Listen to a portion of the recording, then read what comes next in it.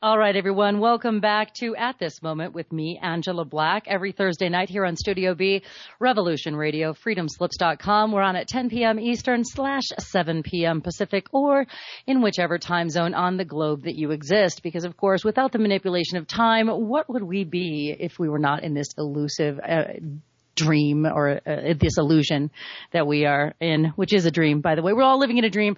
Hopefully it's not going to be, an eternal nightmare. That is, I think, the quest and the question at hand tonight.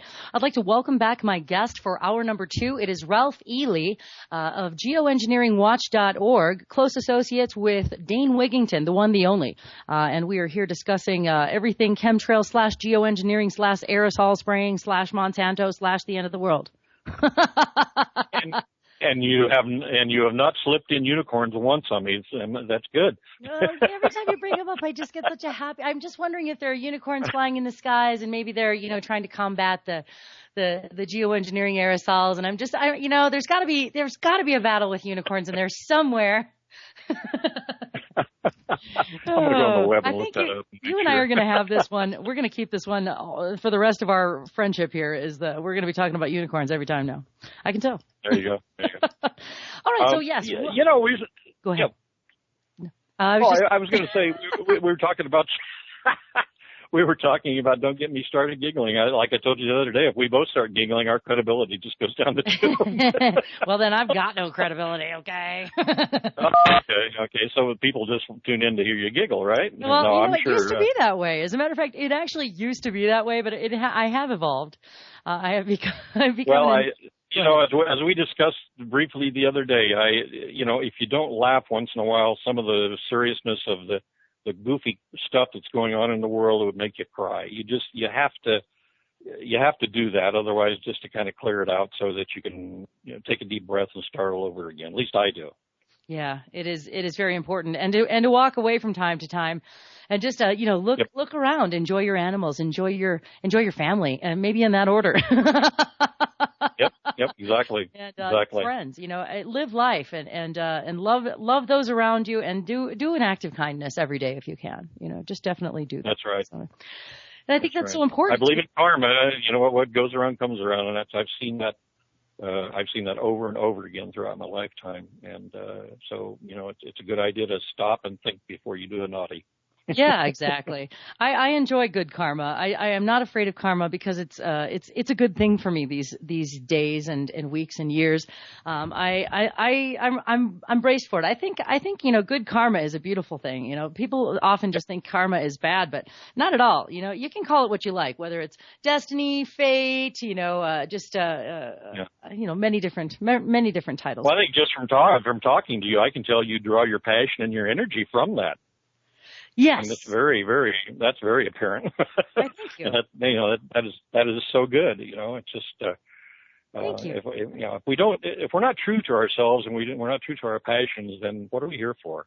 Exactly. I mean, if you want to walk around living a lie all day, that's your business. But then it not only affects you, but then it affects it's like the ripple effect. It's just all around you, and it inspires ickiness. I don't know if that's it sounds like it doesn't work out, but so that's why I walk in a true path, and I do. I think if I had a choice and I chose it right, then I'm walking around bringing at least some light somewhere to somebody each day. So there you go. Yep. And especially because you can't get it from the sun anymore. There you go. Yeah. Well, that's we were talking about the media earlier, shining light on things, and we mentioned coast to coast should be an open, free, whatever, and then that made me flash back to your interview with John B. Wells. Was it last week or week before last? A few weeks. That's what John was trying to do, as far as I could see on that show, and they just didn't want it. It was they didn't want stuff. They wanted fluff. And, that is true. They picked on the wrong guy. And I so admire John B. because he says it like it is, and if you can't deal with it, then please go somewhere else and listen to somebody else. Yeah. Yeah, he's a true cat. He's a cool cat and a true cat, and he rolls, and beats to his own drum, and I love that. I don't know him personally, but I do know people that know him personally and that have hung out with him, and they said what you hear on the air is what you get in person, and that's just that he is who he is, and that's it. And that kind of integrity, I so admire. Thanks, and I'll let him know. Right. And another guy while we're talking about it and geoengineering and things is George Knapp. George is a sometime host on Coast to Coast on the weekends, and he works for Channel 8 in Las Vegas. And of course, he's a investigative TV reporter and journalist, and I think he's won a Peabody or two. And over the years, George and I, when he came to Coast, we've had a little email relationship back and forth, talking back and forth. And I was kind of aware of George long before he was on Coast because of his outing with Bob Lazar in Area 51. And I always had that. I've always had that curiosity for things that go bump in the night. I want to know what they are and how come they're going bump. So, so George and I always talk back and forth, and I always respected him from the standpoint that he always seemed to have tenacity and the ability to ask the right question, the right person at the right time. And so when I got involved, and I'm relatively new to this geoengineering thing, I started talking to George about it back and forth, and it's like our digital relationship kind of hit a brick wall at that point. He just kind of turned a deaf ear and developed a blind spot to anything I sent him, any videos or any information. And I was just kind of flummoxed. And he came on to me one time, we were talking, and he said, I really don't want to talk about this unless you can bring me a whistleblower, somebody that loaded the barrels of poison, somebody that did this, somebody that actually worked, can have a pay stub and show it and so forth. And at that point, and which I still am, and I haven't told anybody, this has never been publicly mentioned before, but right now I am working with an individual that did those kinds of things. He worked as a private contractor that was in the system. He's frightened to death about coming forward. The only reason he had to retire early was because of all the chemical poisoning in his body. And he's still detoxifying. But to this day, his disclosure, same thing. The kicker is it can be enforced by lethal means. And he said, I wouldn't have mind talking to you a couple of years ago, but I got remarried. Now I have a family, and he said I went online and wrote a little op-ed piece about how they should handle some of the fallout stuff that's being stored in Yucca Mountain over in Nevada, and how to figure out the half-life of the plutonium and all that. And he said the guys in black came by my house and stayed with me for a couple of days outside. Wow. And he said they followed me around, and they said, you need to stay off the web. You need not to be identified with this kind of stuff. And he said then they stuck with him for a couple of days. The last time he saw him, he was coming out of Costco here getting a prescription filled in Redding, and they were standing out there right by the entrance of Costco wagging their finger saying no, no, no, and getting back. And then, they got back in their SUV and they disappeared. And may I ask again who you're referring to? Who is that? This is a gentleman that worked in the program. I see. Of geoengineering. I see. We can't say his name. Yes. No. Just making sure I didn't miss something. Okay, gotcha. Oh, okay. No. And absolutely, but he worked for a company that supplies the systems that go in the aircraft. And and that company also dealt with going around to the nuclear power plants and taking the rods out and cleaning and putting new ones in and taking the old ones and putting them over in Yucca Mountain in the mountain. So he was around a whole bunch of this stuff, this company that we're hopefully we can out that company's name soon. I'm working on that. Wow. And, way to be careful though. We want you around tomorrow to keep talking. Definitely. So, I just have to keep it so they can't tie the company's name into him. And so we're working on that. Yeah. So anyway, back to George, and he was wanting this individual, and I said, look, I'm trying to boil that egg right now, but I just haven't got the shell to crack. So you just need to relax. So I kind of left the door open, and we talked about different shows that he's had on and off, and then just recently, the Health Freedom News featured an article about geoengineering, which Dane authored, and I sent George a copy of that because it's quite a nice. The spring edition there of the Health Freedom News, and they're a magazine that comes out quarterly. And so George's response back was, well, he wanted to see a peer-reviewed article in a science journal written by an independent health journalist. I almost just fell out of my chair. And I wrote back, I said, George, I dare say you went on the air with Area 51, Bob Lazar's story, with a little more than a good feeling and that you believed him. There was no evidence of any, peer credibility or whatever. And it just, to my mind, George just kind of dealt the mainstream and other legislative or investigative journalist, reporter community type thing a blow because, and it really is a death blow because there's just a growing list of omissions and half-truths and complicity in the reporting of all these dang media outlets.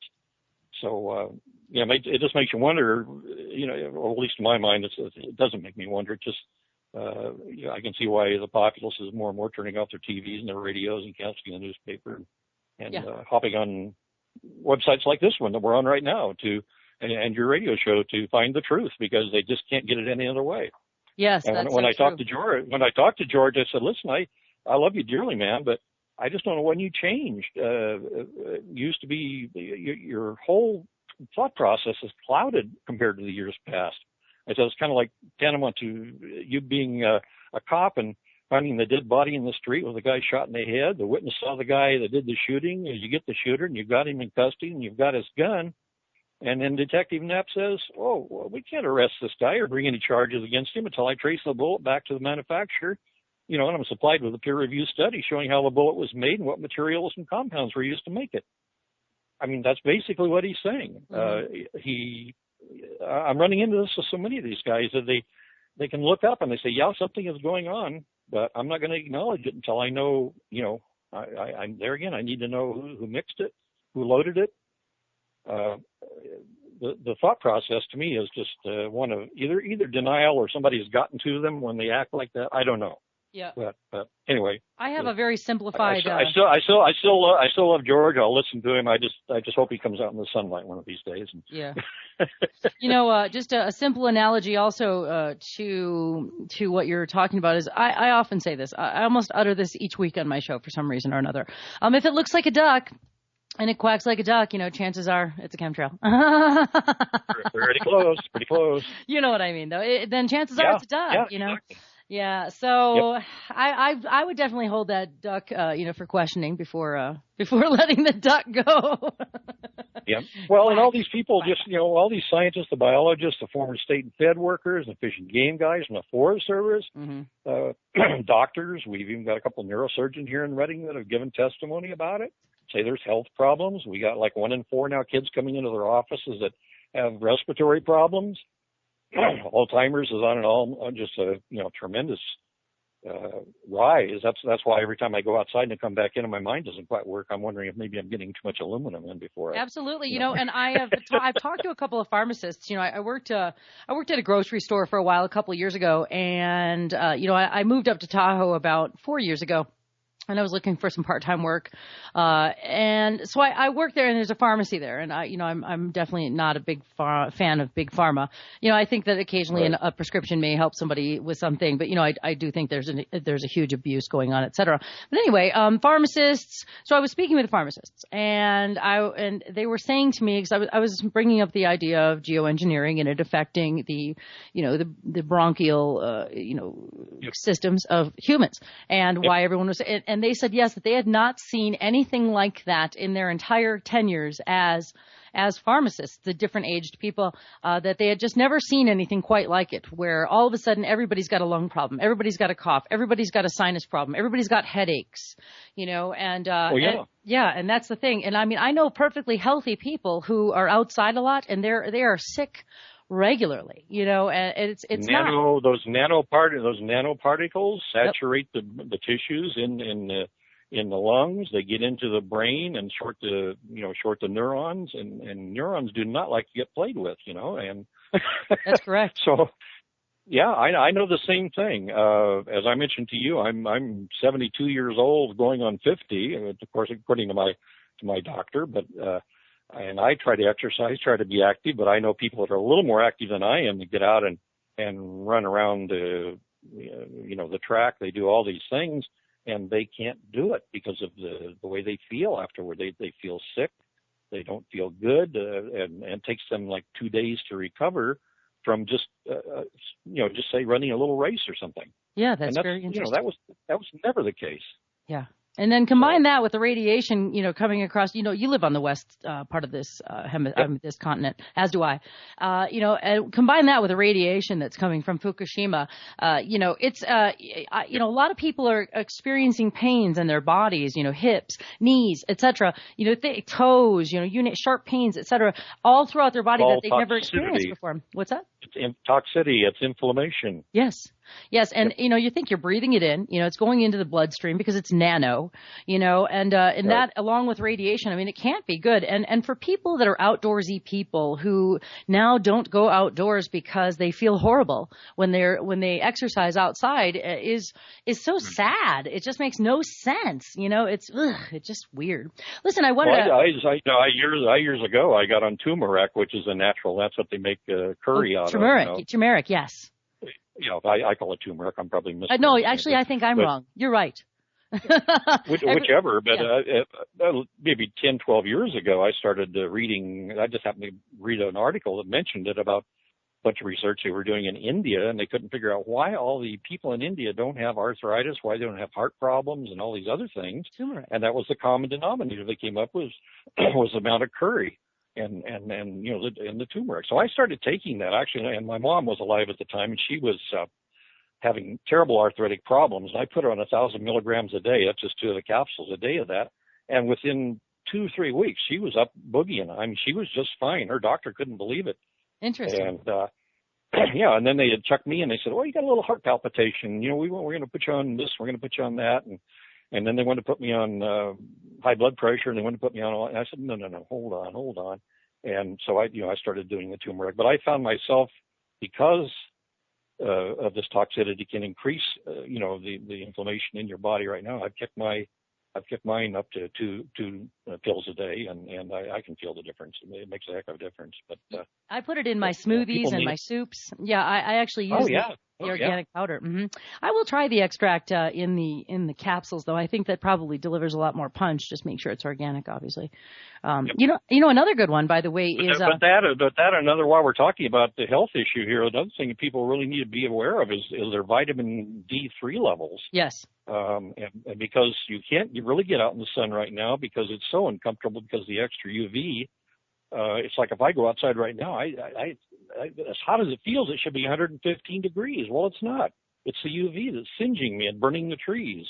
But anyway, vitamin D is the sunshine vitamin, and you should be doing like the normal thing on I guess 5,000 milligrams. But if you do or international units, but if you do 10,000 international units per day, that's the same as being out in the sun, and then you back that with just one little tab of vitamin K2. That's a delivery vitamin, and that gives you 100% absorption of that vitamin B3. Oh, good to know. And we're only talking about, and you're talking about a 90-day supply of vitamin B3. It's so cheap. I'm going to say $12. Vitamin K is probably maybe $5 or $6 for a whole big thing of it.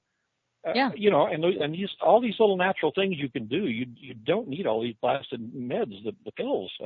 Big pharma has just gone to the point of, that all they do is treat the symptoms. They don't, and even the doctors treat the symptoms. They do not treat the illness. Yes. Long gone are the days. I was telling Dane the other day, long gone are the days of the family doctor when I was a kid and lived in Susanville, which is east of here. Yes, I know where Susanville is. Yeah. Yeah, I grew up in Susanville as a little kid. So, interesting. Dr. Henriquez was our family doctor. First thing you know, when you went in there, which I didn't like as a little kid, is he would prick my finger, take a drop of blood, put it on a slide, run back down to the end of the office in a little closet, open it up, and he had a microscope in there, and he looked at my blood, and that's how he determined what he should be doing. And He was looking for how do I change how this kid is feeling. I don't want to just stop him from feeling this way. I want to find out what's making him feel this way. That is what he did. Yeah. And then when we actually moved down here in, mid-50s, we had one doctor. His name was Dr. Price. He was the same way, did the same thing. But those doctors are all gone now. Even the ones that I have now, it's just kind of like that. And they admit they only get like maybe 8 to 12 hours of nutrition and natural stuff in training. The rest of it's all supplied by Merck and all the all the drug companies, all the protocols, all how to write a prescription. That's all they learn. And It's all how to treat the symptom, not the disease. So we're facing that too. So there's a lot to balance if we're going to, maintain a healthy lifestyle on this earth. I agree. And, Big Pharma not only treats the, just the Band-Aid effect, but, often its intent, to stay the multi-bazillion dollar, industry that it is to keep you ill, and to keep you dependent. So, yeah, if it's weird. It's weird to talk about natural, supplements, remedies, et cetera. It's weird to refer to those as alternative, in my opinion. No, that's essential. Because they were the beginning. That's right. What they have now is the alternative. Yeah, exactly. So isn't that funny? I always notice that. And you say that to a Native American, and they just kind of look at you as like, "What are you talking about?" Yeah, exactly. Yeah. So interesting. Another great one for inflammation, etc., is Boswellia, a.k.a. frankincense, the extract. Yep. That's a good one. I'm really enjoying that. Lately, I've been doing Boswellia. It's not easy to find at your local health food store, but you have to pretty much order it on online. Now, I have a question for you, since we're just we're here talking about lots of stuff and ways that you can obviously take care of yourself in these hard times. So what do you have any other suggestions? I was going to ask you about are you a fan of Diatomaceous Earth? Do you know much about it?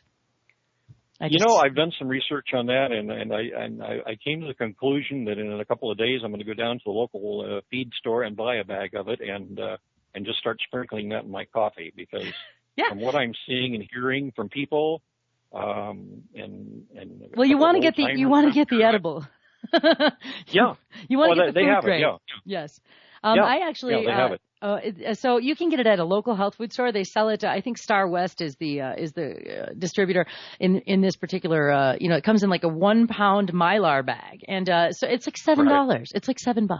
Right. And and it's awesome. And they don't want you. You got to make sure it's the food grade though. But I've used it in my cat food a little bit. Because it gets rid of parasites. That type of thing. I've even used it on my cushions. For mites, and like let it sit for a few hours and vacuum it up. I love this stuff. I mean, I'd build a sandcastle with it if I could. Well, I don't know. Somebody likened it to just having a bottle of vitamins in your refrigerator or whatever. That it just did so many uses for it. So many. So many things. It absorbs toxicity, in the intestines, and in the esophagus as well. So I highly recommend it. Any other thoughts on health supplements before we jump back into all the end of the world and stuff? A guy that I really enjoy is Dr. Joe Wallach, and he's been on Coast to Coast several times, and Pharmacist Ben has been on there. They've got a site called criticalhealthnews.com. Criticalhealthnews.com. I'm going to write that down. Okay. And Joe Wallach, Dr. Wallach, his son actually runs the company. All Joe Wallach does is run around about 340 days a year. All he does is give speeches at universities and wherever they want him. And he's totally into natural. And he started out as a veterinarian and then started doing all these things, realizing that, a lot of things that happen to animals also happen to people. So he started looking at a lot of things in regards to that. And now he's I don't know what you call the doctors that are authorized to do natural medicine, but he's licensed in California. He's licensed in Oregon. His wife is an MD. She's actually a surgeon. And, but anyway, they have a tremendous amount of information on criticalhealthnews.com. You can watch a video on there with the pharmacist Ben and Dr. Wallach. They have a product that I've been using Wallach has a protocol for 90 supplements or 90 vitamins and 90 nutriments that you need, your body absolutely needs without fail. Mm-hmm. And so they got, I think a product's called Tangy Tangerine, or Beyond Tangy Tangerine is it. You take a couple of scoops of that, mix it in water and drink it. Yum. They got other things that you can take, what's called Osteoflex, which is a couple of scoops of that. And that takes care of your joints and all those kind of things. And then they've got some other things that are all amino acids and all the other stuff that you need, a little third capsule. So I think I lay out a whole, and it's not a lot of money. I think it's like $125. That includes shipping for all that per month. And that takes care of all my nutritional needs. I mean, above that, I do the turmeric and I'll do a couple of other things like the vitamin D and K above that. But I just can't believe and this is all from natural whole food products. It's not from plants. It's not right. It's not your Walmart synthetic brand of something. And people by don't the way, realize that go ahead. Well, people don't realize they can just go to a place and they say, wow, prices are really cheap here. Well, start looking at what those vitamins and those minerals and things, where are they getting them? And so much of it's out of a test tube. Yeah. And your body's only going to put up with that probably 90 days, maybe a little bit more, and it's going to start saying, that's not natural. I need to get rid of that out of my system. So it starts rejecting it. So you really don't, it gets to the point where it just rejects it to the point that next time you go to the bathroom, it's gone. You didn't get anything out of that. Yeah.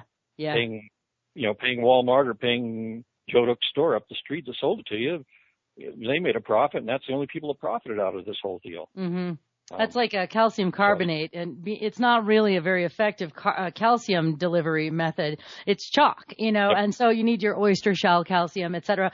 And just to speak on the Osteoflex, I take something just like it in a liquid gel. It's glucosamine, it's chondroitin, and it's got boswellia in it.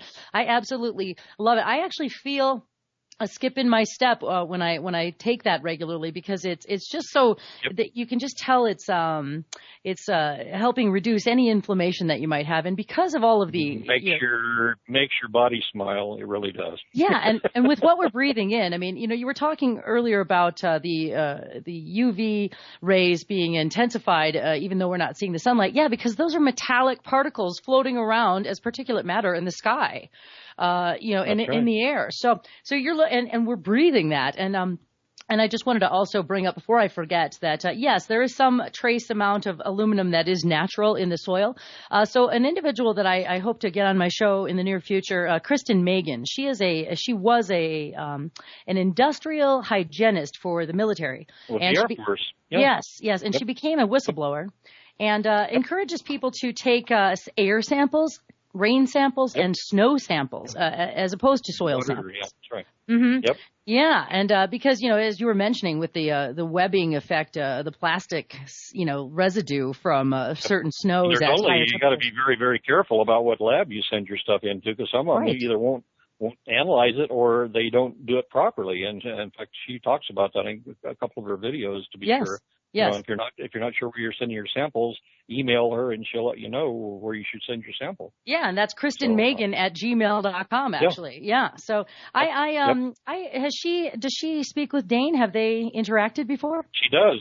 Oh yeah. Good. And she also recommends a lot of times on her sites and in her speeches that people need to go there. Same thing I say. If you're not sure what's going on and you want somebody that's not a site that's not trying to sell you something or do something to your brain, that's just looking for the truth that has integrity, GeoEngineering watch.org. That's it. I mean, it's what I came to it, and more of the people that I send there, they go, wow, what a difference compared to some of these other sites. And so some of the other sites have agendas, and they're paid for by Monsanto, or they're paid for by who knows, and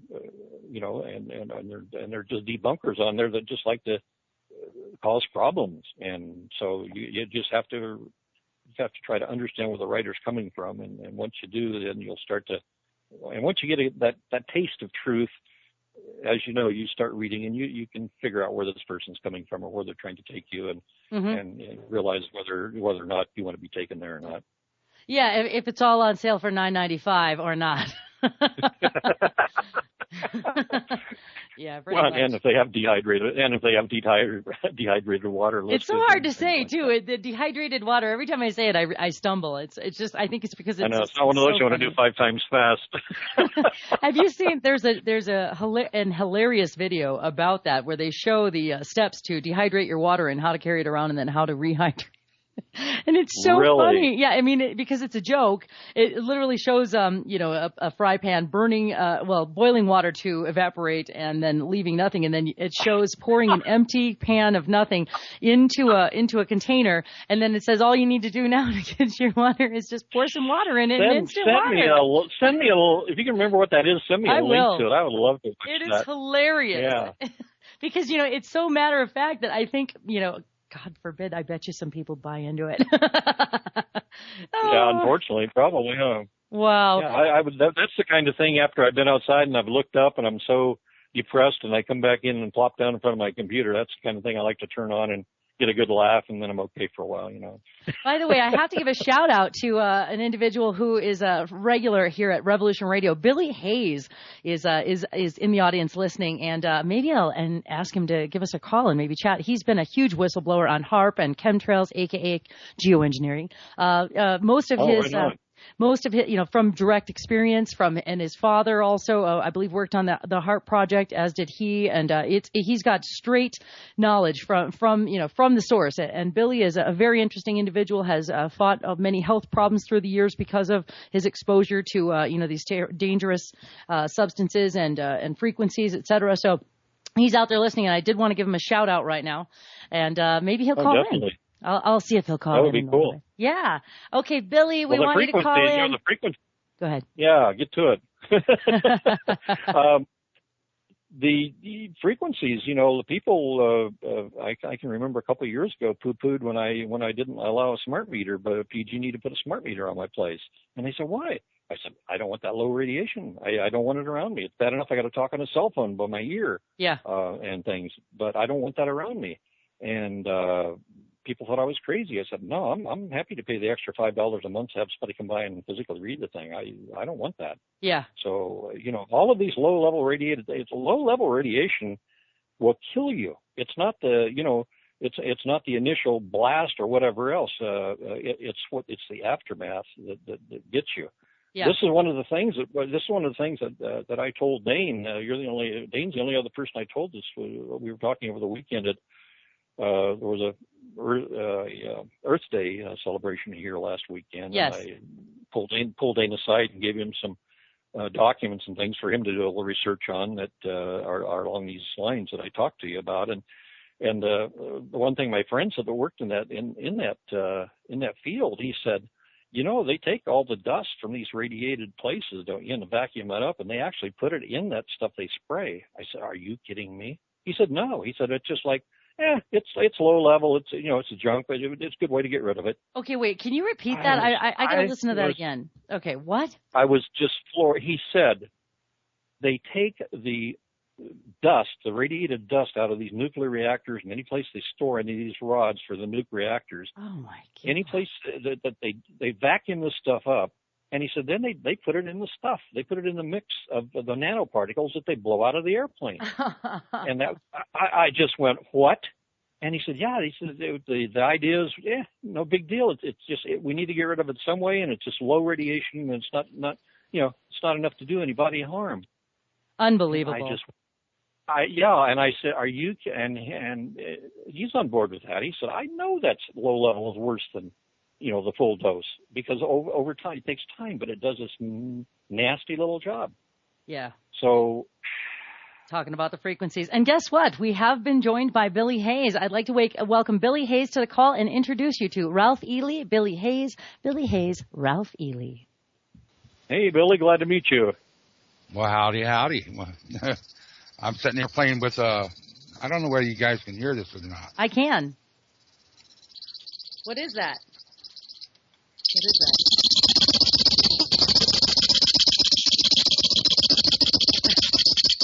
Okay, what is it? I don't know. Last time I heard a noise like that, a snake bit my leg. So I'm not sure. What is that, Billy? Well, isn't it odd that same frequency is the same frequency that a rattler makes? That a rattler makes. Interesting. But I did hear that before.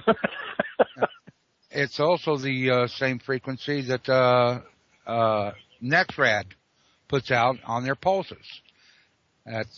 I've tuned this back to 777 cycles per second at 12.2 hertz pulses, which is that's the Earth frequency, the Earth pulsing. And this right. is the same thing. This same thing that every Nexrad site in the United States now is pulsing with. You know, when you go and look at Nexrad in the mornings, you'll see lower density clouding, fogging within a 50-mile radius. Well, right. this is it. This frequency modulates and initiates the metals in chemtrails. Ah. And are you Billy? Are you the guy that I read about on the web? I think it was like secondhand information that also is a ham radio operator. Are you a ham radio operator? Yep. Are you the one that sent them? Are you the one that sent some of the signals or some of the sounds back to a HAARP installation? And when they, after a while, they heard it, and they just stopped their transmission? Yeah, I did that. Oh, okay. I knew you two would get along swimmingly. It's a small world. It's a small world. Yeah. Well, see, in the very beginning, you have to understand, I helped build the HAARP stations with a company just south of Redding up there, out of Sacramento. Used to be P&R Tower, Sacramento, and Jampro Antenna Systems. Okay. That's who I was assigned, embedded with under the contracts, the military contracts. And when was that, Billy? That started in 1962 with the space fence down at Eglin at C4, C6 rather. I see. Interesting. Do you? I'm hoping you can hang out on the call. Do you have any questions for Billy, Ralph, and then vice versa? Billy, do you have any questions for Ralph? Let's see. Let's start. Go ahead, Ralph. Well, I don't know if it's a question. It's more of a comment. I worked for a communications company as their marketing director for about 8 years, and my boss was a former Navy commander, and he worked down at China Lake Weapons. And he was telling me at that, and this was what, the 80s? Yeah, 1982 to 90, something like that. And at that time, he was telling me that he was talking about these HAARP arrays and different things that they were figuring out. He said there was going to be a tremendous increase in the use of these, both militarily and commercially. To do all sorts of things, manipulate the weather and expand communications and so forth. And at the time, I kind of thought, okay, that's a little futuristic for me, and it will probably happen sooner or later. But I didn't pay any more mind to it, until the HAARP thing really, it started coming to the forefront on talk shows and on the web and different places, and I saw that. So, nothing. I'm to the point now where I look back on things that people used to tell me that I used to think was, out there with Captain Kirk and those guys, to realize that no, those things are happening, and even what we know now, there's probably things that are 50 years ahead of our time right now they've got, and we just don't know about it yet. Wow. Oh, absolutely. Someone in the chat room, Billy, is asking you to talk about the Gwen Towers. Well, people are calling so many things Gwen Towers for sake. People get out of hand on this stuff. You show them one thing. A Gwen Tower is a 299-foot tower that has 12 different guy wires coming off the top of it that are isolated. It's hard to explain, but they give a wide band response around that tower. It has a very effective ground grid system. And they have during the last 4 years, the wind towers went down. They were quiet for a while, and all of a sudden they came back up at the same exact time that they started taking HAARP down, HAARP Kokona down. And at the same time, they also took down the space fence. And they turned around and a month later and said, we're going to update the space fence. Well, what they've done is the space fence now is using the HAARP technologies. Mm-hmm. Right. And it's interspersed all over the place, not just in one facility. So those towers then are just basically an FM radio tower on steroids then? Really, they're AM. And just it is AM. Go ahead. Yeah, it's like they're set up just like an AM tower is. The tower itself is right. The tower sets up on an insulator, and from that point on, that 299 foot is part of the antenna system, and then the top conical of guys that come off from it are also part of that tuning system. Well, that's right. You did say wideband. Yeah. And they use a doghouse, just like the doghouse on the old AM stations, those tuning doghouse at the bottom. Same system set up there. But now they've gone and put a high band antenna on top of it as a translator. It's got all sorts of communication wire that sets off the top now. That's in a isolated system, and it's so. What is it doing? So is it turning on the frequencies in the air? Is that what the purpose of it is? You know, all the particulate matter that's in the air floating around from the aerosol spraying. Is that the idea? Yeah, it excites the ionosphere. Not the ionosphere, but the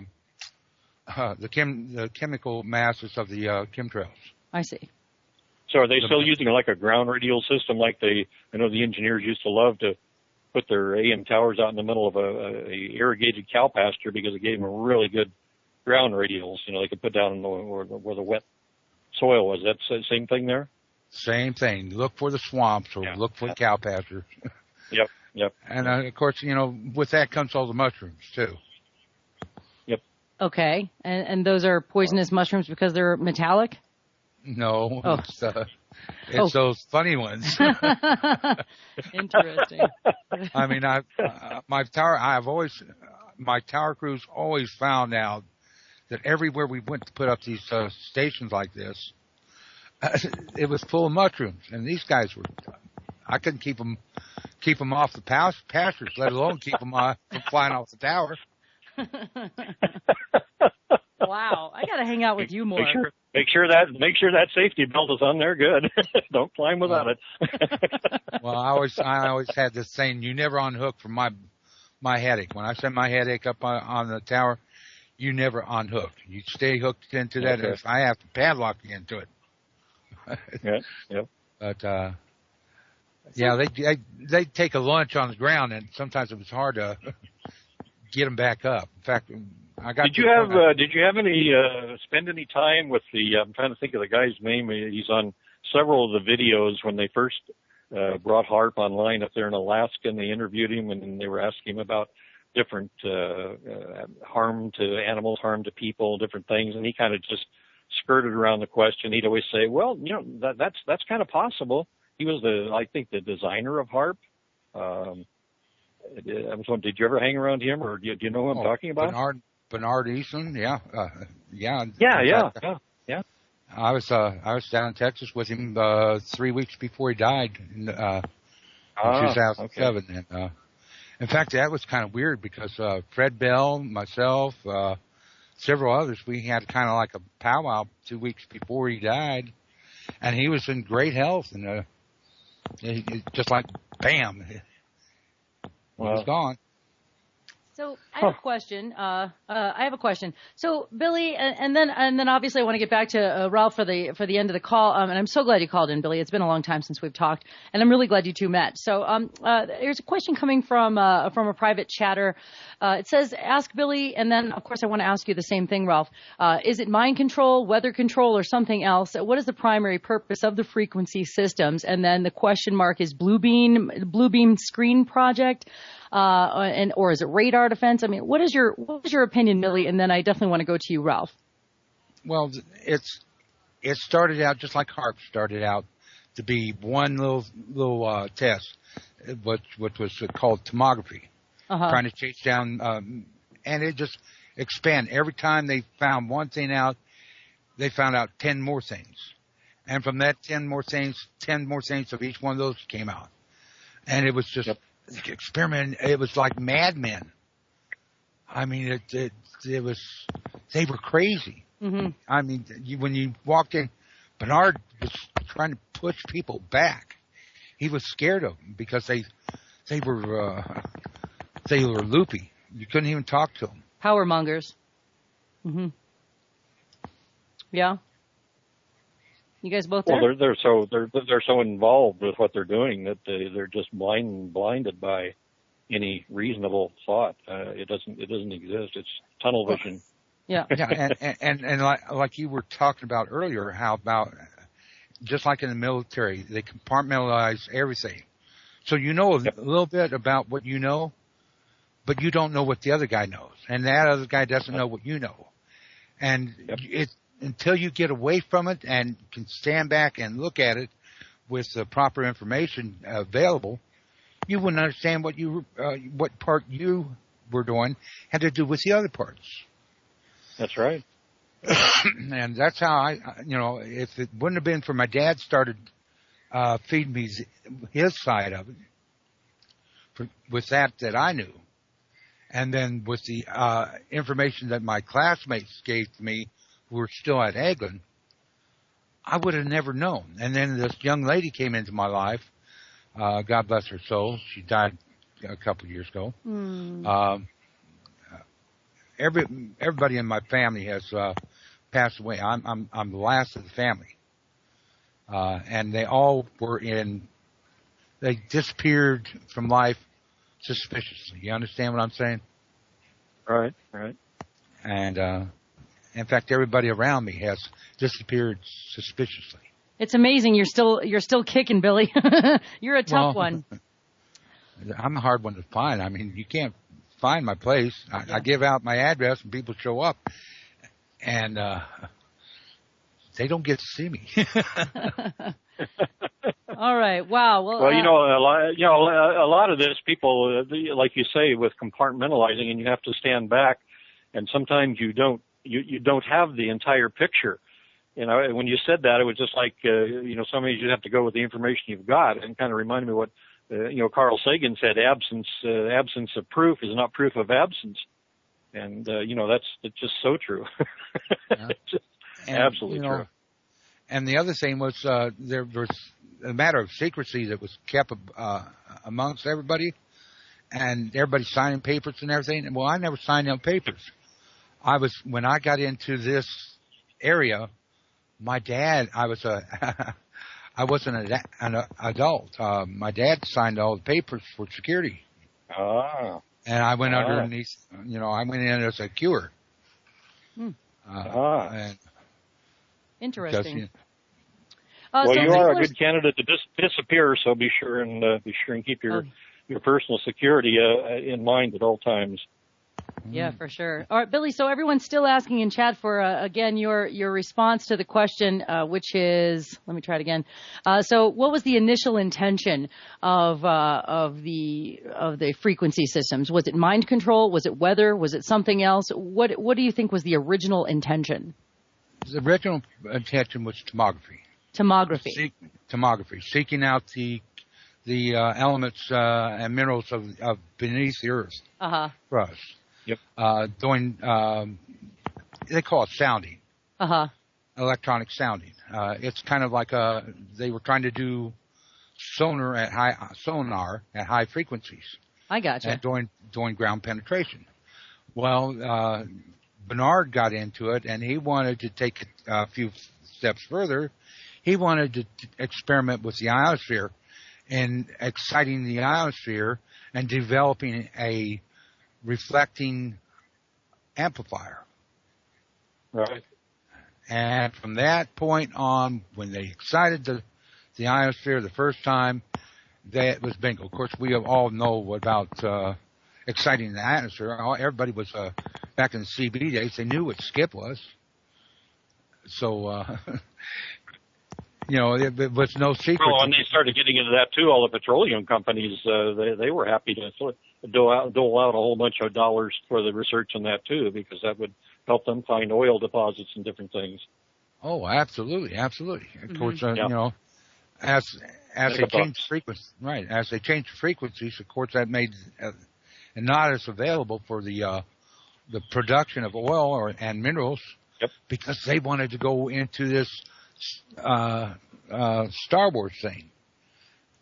And that's when Reagan put it up, and all of a sudden there was this massive amount of money came in through the window with DARPA, and I mean absolutely unfathomable amounts of money going into the Star Wars program, and this HAARP was the basic tool of that. The basic, they had to call it an experiment in order to carry on the sequencing of it without breaking the so-called signed laws, signed treaties. Just call it an experiment. Just call it an experiment. Wow. All right. Well, and I don't mean to cut you off at all, Billy. I've just got a few minutes left with Ralph here, and I wanted to, stay on the call, please. And I was just hoping we could, kind of wrap up the show's events and let you know, Ralph, that I've really enjoyed your time, and I'm so glad you got to meet Billy. The chat room is blowing up about you joining in, Billy, as well. They really like the show tonight so far. So thank you very much, both of you. And good to meet you, Billy.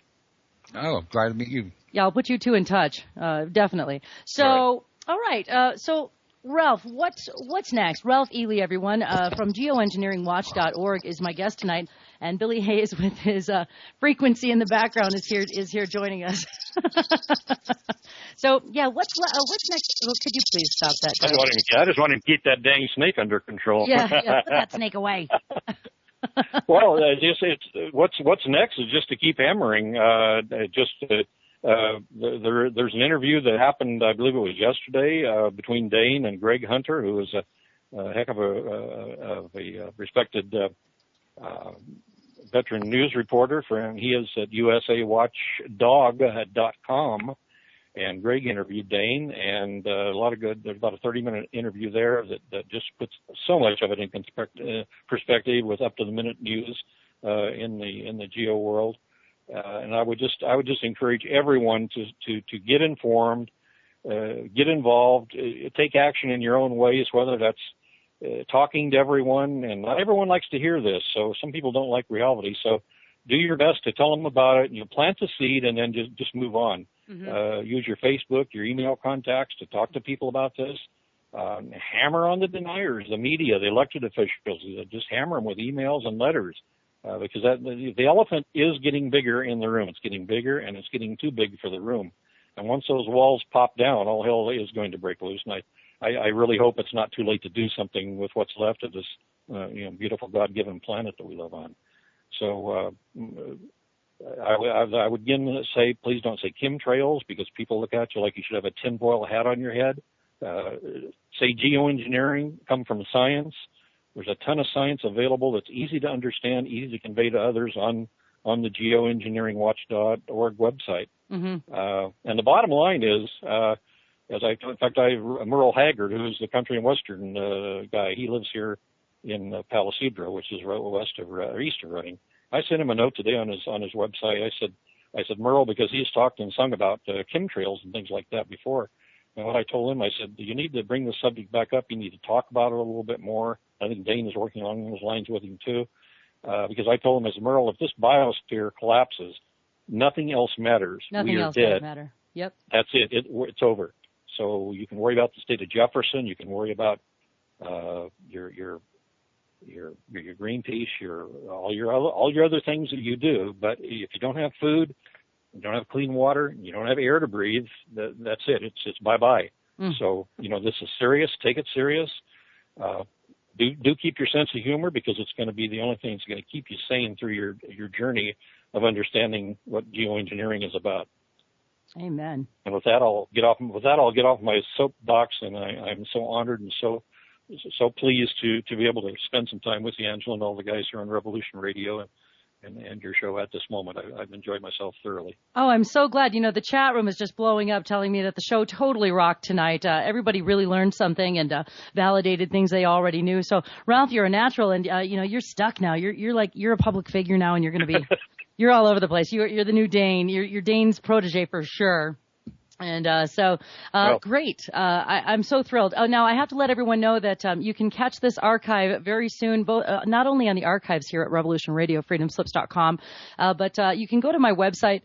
It's angelablack.vision, and it's still sparse. I'm still getting used to upkeeping the dang thing.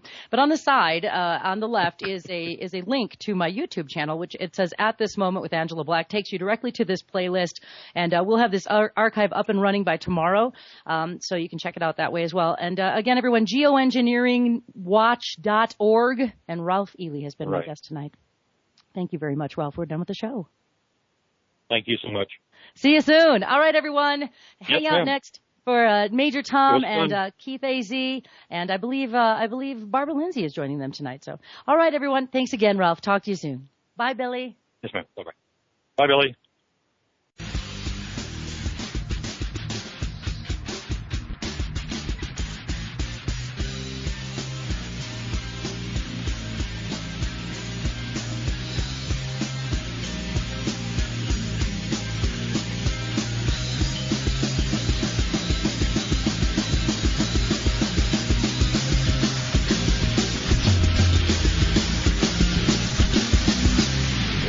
Listening to Revolution Radio.